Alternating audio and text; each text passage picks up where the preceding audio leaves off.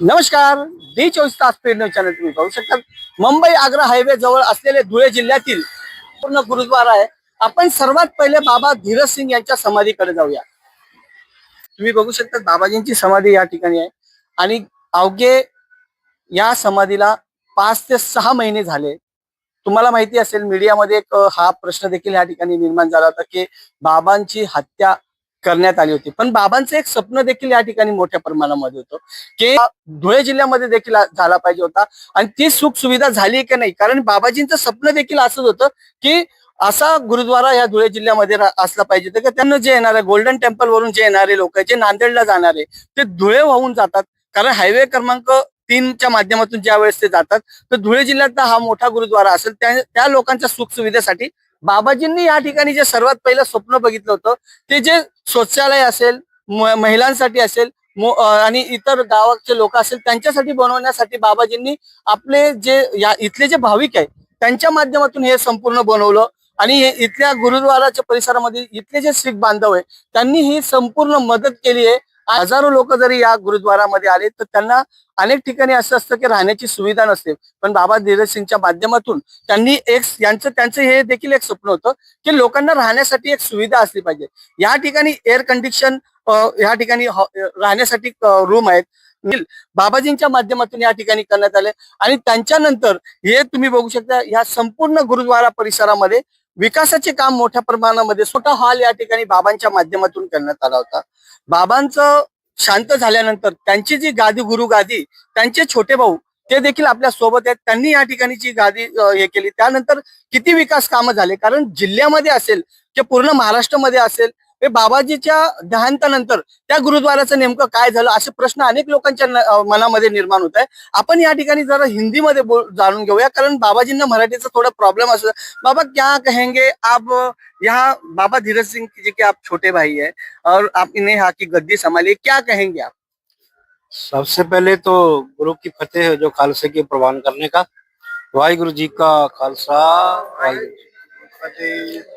जो गुरुद्वारा गुरु नानक साहब जी धुले आप पत्रकार साहब आए हो तो आपने देखा है सभी जो निरंतर और श्रीमान संत बाबा धीर सिंह जी महाराज उनकी जो चलाई हुई गुरुद्वारा की सेवावां है वो गुरु की कृपा द्वारा उसी तरह चल रहे हैं। संत बाबा धीर सिंह जी महाराज ने जो इधर नया टॉयलेट बनाया, बाथरूम बना है, उन्होंने शुरुआत की सी गुरु की कृपा का सदका, उनकी दृष्टि का सदका हो।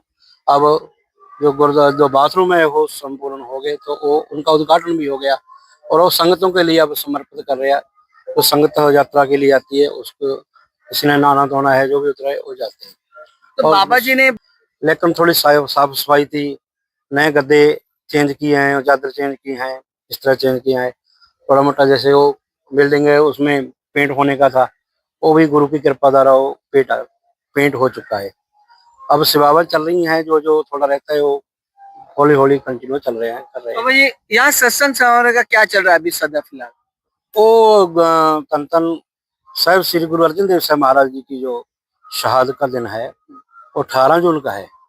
तो पहले ही 21 दिन, अब 28 मई को जो संगत है वो शाम को 4 बजे से 6 बजे तक श्री सुखमनी साहिब के पाठ होते हैं, कीर्तन होते हैं।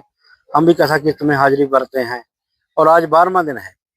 और बाहर गांव से पंजाब से लोग आते हैं। अभी जो गुरुद्वारा में जो लंगर वगैरह होते हैं उसकी सुविधा अभी कैसी है? हाँ, वो जो संगत हजूर साहब आ रही है, जा रही है यात्रा के लिए, कहीं भी जा रही है, शिरडी जा रही है, इधर जो धर्म स्थान है उनको लिए ये खास प्रबंध किया है। गुरु के लंगर का 24 घंटे लंगर चलता है। जो महापुरखा ने 1965 से चलाई है, लड़ी चल रही है 84 की, वो भी लगातार चल रही है, खंड पाठ चल रहे हैं।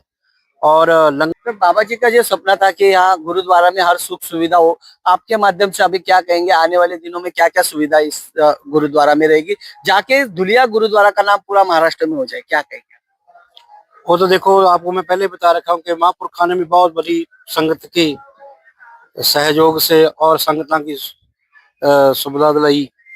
जो बिल्डिंगें बनी हैं वो सब जो सभावां पहले भी चल रही हैं ने, अब भी जो जो अगे गुरु कृपा करेगा जिस तरह किसी भी चीज की लोड़ेगी। हत्या के बाद में पूरे महाराष्ट्र में एक लहर सी आ गई थी। क्या कहेंगे आज तक कि वो आरोपी के बारे में क्या कहेंगे और इसके आगे उस चीज में क्या निर्णय हुआ, क्या कहेंगे?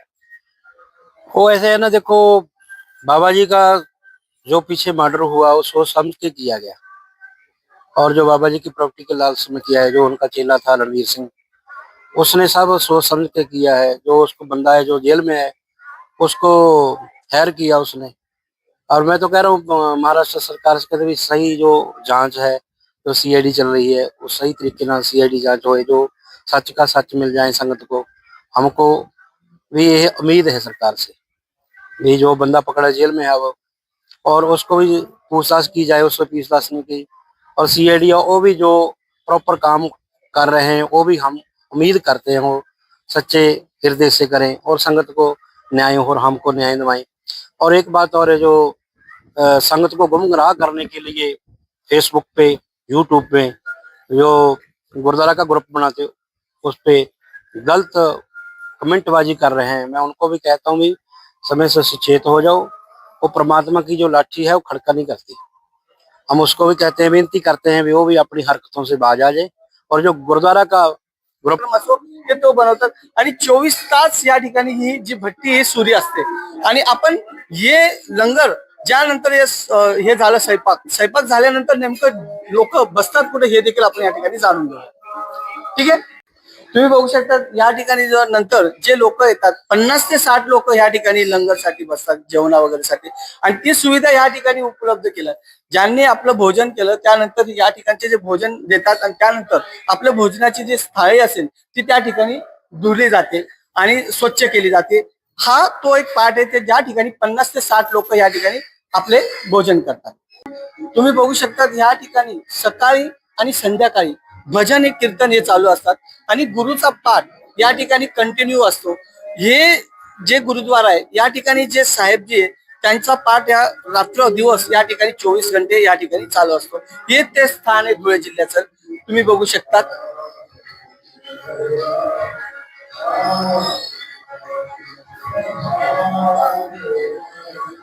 ओके,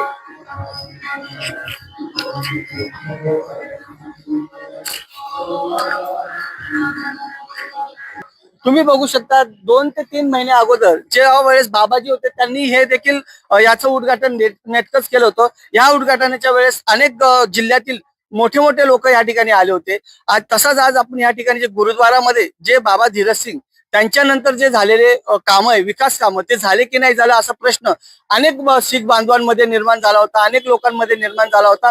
बाबाजींची गद्दी पुन्हा तशीच राहील का आणि याला पुन्हा एकदा धुळे गुरुद्वाराचं नाव पूर्ण महाराष्ट्रामध्ये जाईल का असा देखील प्रश्न या ठिकाणी निर्माण झाला होता। परंतु या गुरुद्वारामध्ये आपण संपूर्ण सर्वे केलाय आणि बाबाजी नंतर त्यांचे जे बंधू आहे त्यांनी देखील हे धारणा आपल्या हातात घेतली आहे आणि धुळे जिल्ह्याचा गुरुद्वारा हा पुढे वाटचालीसाठी सुरू आहे असं देखील या ठिकाणी दिसतंय।